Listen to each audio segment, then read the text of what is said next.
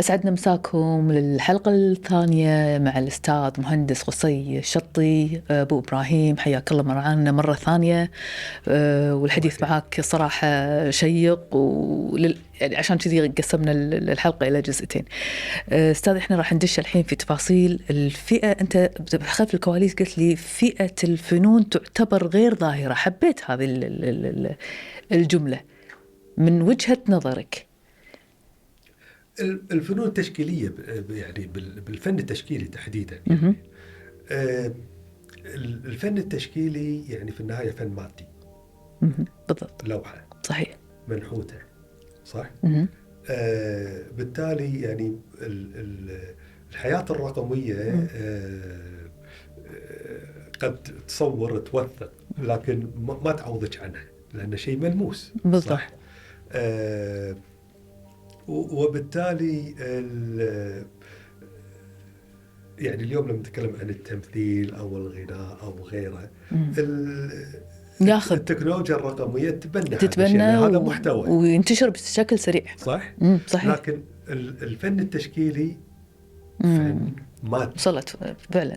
صح. وبالتالي بدأت الأنظار تتحول عنه.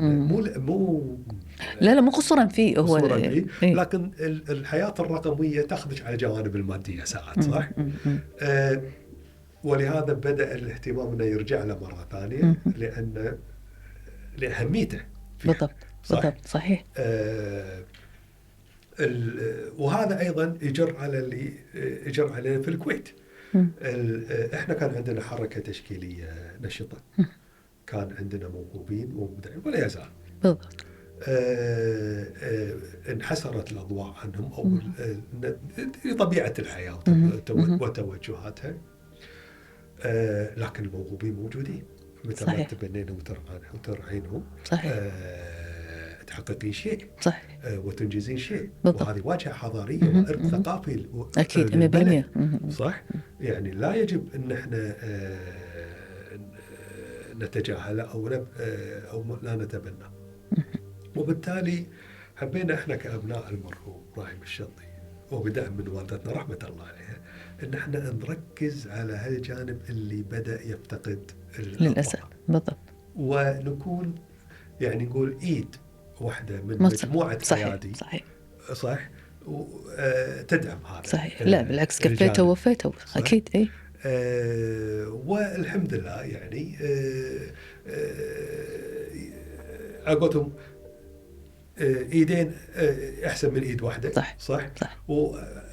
وأربعة أحسن من اثنين. أكيد. صح. وثمانية أحسن من أربعة. خلينا نقول في الكويت على الأقل اهتميتوا وعطيتوا وراعيتوا. لا والله غيرنا كثيرين بس يعني احنا حبينا نفعلها. احنا خلينا نقول ميزان الكفتين غير متساويتين لحد الآن غير متساويتين. فيعني شفت شيء يشيل شيء. عرفت شلون؟ ولا تزال هذه المبادرة موجودة. طبعا. لكن لها مواسمها، لها تواريخها. صح. لها أحداثها. صح. فعلى هالأساس أنت هم وضحت لي نقطة. قلت لي إن المجال الفنون التشكيلية موسمي فقط. يعني مساء على أساس إن إحنا عندنا تواريخ بعض الأحيان. صحيح. أي إحنا راح نتكلم في هذا الموضوع على أساس إنه تحت تواريخ يتم تحديدها خلال السنة اللي هي المواسم. هذا تابع لنا إحنا في المجلس الوطني. يصير عندنا أسبوع ثقافي. يصير عندنا بعد الأسبوع خلاص تبتدي الساحة شنو ما تضمحل لا تركض تنام يبي انتعاشة ثانية. صحيح. شنو رأيك في هذا الموضوع؟ شوف اليوم لما أنا مثلا أكون في بلد معين أو في مكان معين صح أسوي مثلا أسبوع ثقافي على الكويت. الناس اهتمت فيه شيء جميل كذا. صحيح. بعد الأسبوع يصبح في ذاكرة الناس. بالضبط. لكن لما أخذ عمل فني في هالبلد أو في هذا المجتمع صح وحطه في مكان عام أو في مكان الناس تشوفه. صح. منحوته في خلينا نقول في دوار صح. في بوليفارد في ميدان صح. هذا شاهد على أن طبعا وشاهد يذكر. صحيح. بالتالي احنا اليوم لما نزور ساعات مؤسسات دولية ونشوف عمل فنان تشكيلي كويتي صح؟ كل من بيمر على هالممر اللي موجودة في هذه اللوحة عينه 100% راح تروح على اللوحات أو الأعمال اللي طبعاً موجودة ومعلقة طبعا صح؟ بالتالي عينه ستسقط على عمل هذا الفنان التشكيلي الكويتي اللي اليوم لوحته موجودة في هذه المؤسسة في هذا المكان في هذه المنظمة في هذه الدولة صح؟ صحيح. وبالتالي راح يكون عنده انطباع عن الحركة الثقافية اعتزازه الكويت هالبلد الصغير طبعا منها شيء صحيح قوة ناعمة تأثير ناعم لكن واحنا اليوم في دولة الكويت نحتاج كل قوة أكيد سواء في محيطنا أو مجتمعنا أو على مستوى العالم. لأن هو أنا أعتبره بمثابة الجواز. إحنا نتنقل من دولة إلى أخرى بجوازاتنا صحيح. هذا جواز صحيح. في الحديث عن توثيق الأعمال التراثية بالنسبة حق جائزة الوالد دققت وايد في موضوع وفعلا شد انتباهي على أساس إنه مو كل توثيق يعني أنتم مركزين على التوثيق بمدى النسب والتناسب في اللوحة في العناصر الرئيسية في اللبس في وجود مثلا على قولتك مثال لما قلت لي إنه والله في البوم شعار الشراع يكون في الجهة ما يكون في دقة في تفاصيل هذه فشنو لجنتكم الخاصة شلون تقدر تعطي هذا الحقوق في اللوحة كتراث؟ يعني خليني أقول شيء نقطة. التراث الكويتي يجب أن يكون حاضر. فأنت شلون تربطين الأجيال بتاريخهم وتراثهم؟ صحيح. الأعمال التشكيلية جزء من ذلك. صحيح. مثل ما نحن اليوم نشوف درب الزلق ونقول والله كانت الكويت كذي. مثل ما نشوف احنا بديكورها بلبسها بكل شيء. صحيح. لا اليوم الفنون التشكيلية اللوحات هذه هي ما يجعل التاريخ والتراث حاضر في ذهن الأجيال القادمة وبالتالي هي ذاكرتنا. صح. فيجب أيضا نقله بشكل صحيح. وجوانبه كثيرة يعني طبيعة الحياة الفنون صح.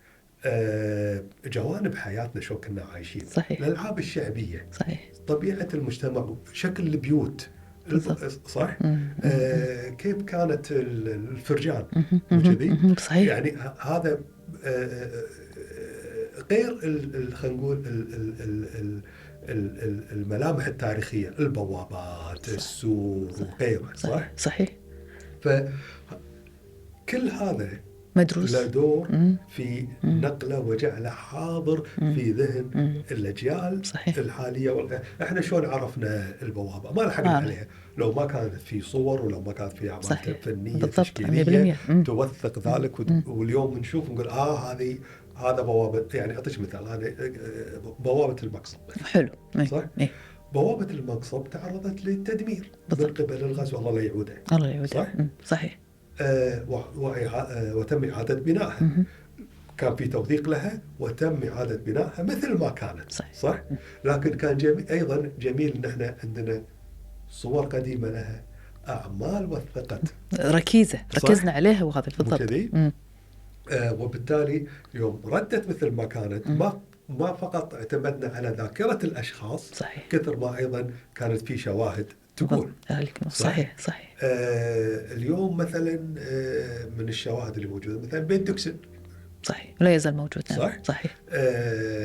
بيت البدر على سبيل المثال هذا يعني وليس الحصر. صحيح. اليوم عندنا القصر الأحمر عندنا قصر السيف العامر. صح. بشكل القديم فليش نروح عنها بعيد بعد البيوت القديمة هناك.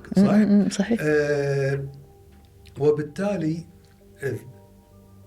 التراث يجب أن يكون حاضر دائما في ذاكرة الأجيال. صحيح. لأن هذه هويتهم. أكيد 100% مؤكد كلامك. صح. عشان كذي جايتك بالسؤال الثاني اللي معناته أن أنت وحزة الاقتناء أو الفوز خلينا نقول للجائزة راح يكون عندكم النقاط اللي أنت ذكرتها. معناته أن مو كل الأعمال راح تقدرون تحطونها في نسبة كبيرة ولا نسبة يعني إيش كثر النسبة تكون الأعمال غير جديرة في التوثيق؟ النسبة إيش كثر يعني؟ هذا معناته رؤية. والله شوفوا يعني طبعا اليوم أصعب. ليش؟ لأن اليوم لما تقولين حق الفنان التشكيلي أو الرسام التشكيلي تعال وثق التراث، لازم يسوي كثير بحث. منه ما عاش الفترة لا هذه، ما صح؟ عاش. لا ما عاش. كانت أسهل على السابقين، صح. لأن انتقلوا من مرحلة إلى مرحلة. طبعا. صح؟ صح. يعني ويبي له بحث ويبي له جهد إنه إيه. فالوقوع خلينا نقول الخطأ، أو لا نقول خطأ، أو خلينا نقول يعني الدقة أكيد راح تكون أمر أصعب الآن، فبالتالي أنت لازم تدرسها أكثر وتبحثها بشكل أكثر وغيره. يعني إحنا بدأنا في الجائزة في أول نسخة منها ما حددنا موضوع، كنا التراث ككل. أوكي. كانت تجربة. حلو. بعدين لا إحنا انتقلنا إلى أن خلينا نحاول في أحد الدورات نوثق مثلا المباني التاريخية اللي إلى الآن حاضرة موجودة، صح؟ ولكن ننقلها ببيئتها القديمة. فبالتالي صار عندكم تركيز أكثر. زي قام المشاركين مثلا يشوفون قصر نايف، دراسة وين كان قصر نايف موجود، ايش كان حواليه، ساحة الصفات، مش دراسة أصبحت وبالتالي حاول يوثق التاريخ بإضافة اللمسات الفنية. التاتش، وهذه إضافته. صحيح. بالعكس هذا أمر محمود جدا. لا أكيد. مثلا قلنا لا نبي نوثق جوانب الحياة، سواء داخل البيت، حلو. سواء بالفريج أو غيره. نقدر نعتبر أن هذه آلية الترشيح حق الأعمال. كنا نحدد الموضوع. لازم. يعني في آخر دورتين بدينا، أو بآخر 3 دورات يمكن بدينا نحدد الموضوع أساس إنك تركز، تكون أنت المسطرة. أيوة. يعني اللوحات اللي رسمت عن جوانب الحياة بعضها أقول لك فاق التصور. من أي ناحية فاق التصور؟ من الجودة و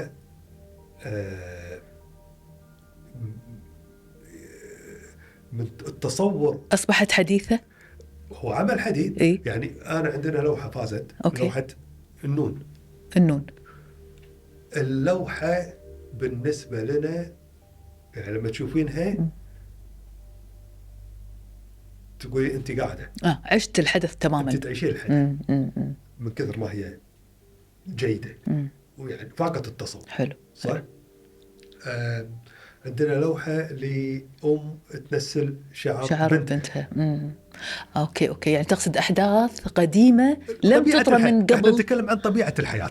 بس صح؟ ما صارت موجودة من الأول فقاموا الحين لا هي موجودة، قد تكون موجودة. زين. لكن الفنان أو التشكيلي أو الرسام التشكيلي وضع جهده في شكل أو إطار مناسب أو صحيح أنه يوثق جانب من الحياة. صح. شلون كانوا عايشين داخل البيت، شلون كانوا يشربون شاي الضحى، شلون يقعدون داخل البيت. صح. كانت نوع من الدراسة. وبالتالي إحنا في كل دورة نبي نوثق جانب من التراث ويبقى نرجع له مرة ثانية. بعدين الآن يعني التراث الكويتي يمكن احنا الحين قاعد نركز على فترة ما قبل عقبة النفط، لكن ترى الحين الخمسينات والستينات والسبعينات والثمانينات تراث. صحيح. وفي نهضة في الكويت في صحيح. هذا المجال. أكيد 100%. واليوم لما ننظر إلى طبيعة الحياة في العقود هذه تستهوينا. أكيد 100% تستهوينا. ونسعد بهذه الصور ونشوفها. وأمانة هو يسعدنا أكثر ويعني يحفزنا أكثر في إن إحنا نستذكر التاريخ إذا كان لكم كتالوج خاص في مقتنياتكم اللي أثريتوها من خلال الدورات السابقة. الحمد لله كل مسابقة كان لها كتالوج الأعمال المشاركة. حلو، وهذا الحمد ممتاز. لله نشكر الجمعية الكويتية للفنون إيه. التشكيلية على ذلك وعلى مجهودها في هذا الجانب. مم. واللوحات بجميعها اللي شاركت وباختلاف مستواها بالضبط. موجودة. ممتاز. كون أنها توثق هذا شيء رائع. أكيد. بس هل وثقتوا الكتالوج وزعتوه على النطاق المدرسي، وزعتوه على نطاق هو موجود بشكل إلكتروني. أوكي. هو موجود مع الجمعية الكويتية للفنون التشكيلية. ونحرص إن شاء الله أنه دائما يوزع. يفترض. ويعني طبعا دائما هدفنا أن احنا ننقل الجائزة نقلة نوعية من سنة إلى سنة. صحيح. وإن شاء الله يعني بتضافر الجهود. أكيد ما راح تقصرون. صحيح بإذن الله. لكن سيبقى دائما التراث الكويتي هو الأساسي في. حلو. إنزين، ماذا عن الدورة المقبلة؟ متى ستقام؟ إن شاء الله في شهر 11. أعلنتوا عنها؟ لم يعلن عنها بعد. أوكي. لكن يعني احنا ننظر في شهر 11 وقبل نهاية السنة نطلق الجائزة في دورتها الخامسة إن شاء الله. إن شاء الله. وربما ننتقل إلى تعاون أكبر مع الجهات الرسمية في أكيد بإذن الله. والجهة إن شاء الله الرسمية ما راح تقصر، وبالعكس راح تعين وتعاون. فعندكم أنتم الجائزة الأولى والثانية والثالثة، صح؟ والرابعة. 4. بالعكس أنتم فتحتوا الفرصة يعني للرابع، شيء طيب. ونتمنى طبعا المشاركة. يعني إذا تسمحي لي بس أتكلم عن تفضل. الجائزة. احنا طبعا يهمنا في الجائزة أن تكون عمل للمسابقة نفسها. بالتالي ما يكون عمل مكرر أو تقديم في مسابقات سابقة أو غيرها. الجائزة عبارة عن 3 جوائز رئيسية و4 جوائز تشجيعية. وفي لجنة تحكيم في الجمعية. في فترة من فترات رأت أنها تقسم بعض الجوائز على أكثر من على حسب طبيعة مستوى الأعمال. وهناك جوائز يعني حتى أعمال يعني لم يسعفها الفوز، ولكن أيضا حبينا احنا نقتنيها لأنها جيدة الحقيقة. صحيح. احنا دائما نسعى ان الجائزة يشارك فيها أكبر عدد ممكن بإذن الله. وتتاح لأكبر شريحة ممكنة بإذن الله. ما فكرتوا تطلعون فيها خليجيا؟ هدفنا الحقيقة في هذا الموضوع أول شيء الكويت. نسميها جائزة إبراهيم الشطي للتراث الكويتي.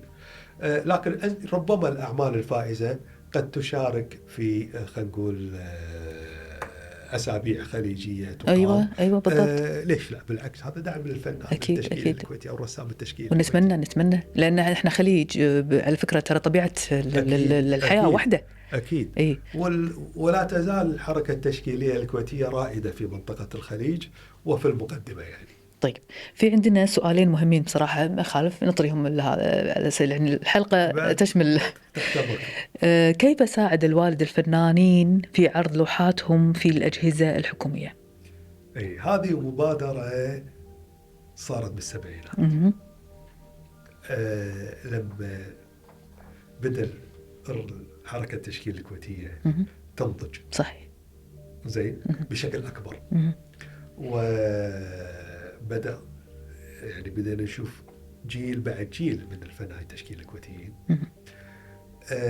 بدأت الفكرة في اقتناع كنوع من الدعم للفن التشكيل الكويتي في اقتناع هذه اللوحات من الجهات الرسمية ووضعها في الديوان الأميري. ممتاز. مجلس الوزراء. حلو. قاعات التشريفات بالمطار. ممتاز. ويعني أنا أحضر في يوم من الأيام بالسبعينات على المطار القديم اقتنيت بعض الأعمال للفنانين التشكيليين الكويتيين. ما كانت عن تراث، كانت فن تجريدي إذا ماني غلطان.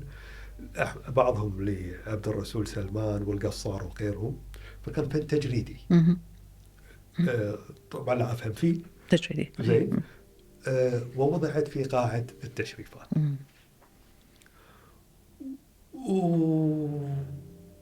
وكنت مع الوالد رحمة الله عليه وهو يستقبل مسؤول أوروبي فرنسي أذكر، استقبله بقاعة التشريفات. المسؤول هذا توقف عن وهو بيطلع شاف لوحة فسأل اللوحة هذه من سواها؟ حلو. فقال له هذه لوحة لرسام تشكيلي كويتي. عندكم ناس بهالجودة؟ الحين أذكر هذا الحوار. حلو. يعني هو انبهر فتفاجأ إنه في فن تشكيلي ما شافه. صح. غريبة. وهذا جاي من فرنسا. مو كذي. يعني أنا أذكر في صغري الموضوع هذا، وبدأ دعم ويعني أصبحت موجة. والحين تشوفين أعمالهم في السفارات الكويتية، وأهديت لمنظمات دولية 100%. صح. بل أصبحت المشاركة جزء من الأسابيع الثقافية. صحيح. أعمال اقتنيت في حوالين العالم لفنانين تشكيليين كويتيين رسامين. وشوفي شنو تأثير هذه اللوحات. يعني اليوم سمعت انه في الاكسبو مال اوساكا اللي صار في جناح للفن التشكيلي الكويتي والرسامين الكويتيين، واصبح وحقق يعني صدى كبير. صحيح. من الجمهور. صحيح. اللي شافه. صحيح. فيعني مقتنيات الوالد من اللوحات هل كانت مقتصرة على لوحات فنانين تشكيليين كويتيين ولا كان في مقتنيات من الخارج؟ لا، من أوروبا ومن آسيا ما شاء الله. تمام. ومن الرسامين تشكيليين الكويتيين. كانت من جميع، ومن إيران ومن فارس، يعني بلاد فارس. طبعا هو تأثر، هو الوالد رحمة الله عليه بالرسامين الإيطاليين، فعندنا كثير من الأعمال لرسامين إيطاليين. ولا شك يعني إيطاليا بلد فن طبعا. وفنون أكيد. يعني غنية عن الذكر. ولفنانين أسبان. حلو. يعني هذه اللي يأتي على بالي الآن. لا يعني أنت تشوفين أنتوا في مختلف. بالعكس أنتوا ما شاء الله على هالمقتنيات المختلفة.